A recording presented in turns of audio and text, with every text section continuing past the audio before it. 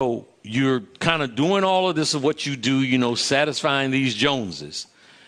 You got to be 337 pounds. Correct. What was the light that went off that said, oh, hell to the no, we got to turn this around? There were a couple of things. Number one was just a generalized thing. I developed sleep apnea. Sleep apnea is where the structures in your neck shut off while you're sleeping.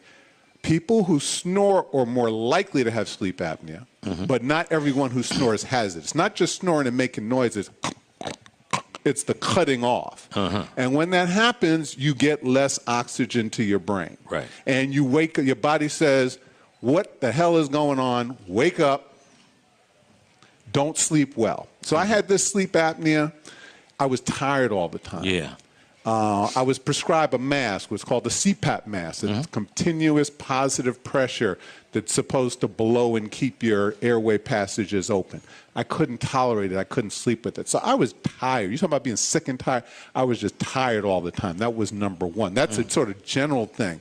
And I started thinking, well, maybe I need to have stomach stapling, gastric bypass surgery, because that would help me lose weight and help that with that. But there was another specific thing that happened that really said, I got to do something about this. I went to Rockefeller Center in New York City just before Christmas with some family members. You know where they have the ice skaters? Sure, the ice skaters. And we're having lunch watching the ice skaters. And I sit down in a chair. And then next thing I know, my behind is on the floor. Oh, Lord. On the floor. Loud crash sound. Everyone, what happened? We just had a boxing right on in the first segment, so you knocked out the chair. I knocked out the chair. By the way, much respect to the Spinks. I'm sorry I didn't hear the whole story there because I really admire the brothers. On the floor, tremendously embarrassing. Tremendously in front of I don't know how many people, you know, more than are out there in Busboys and Poets right now.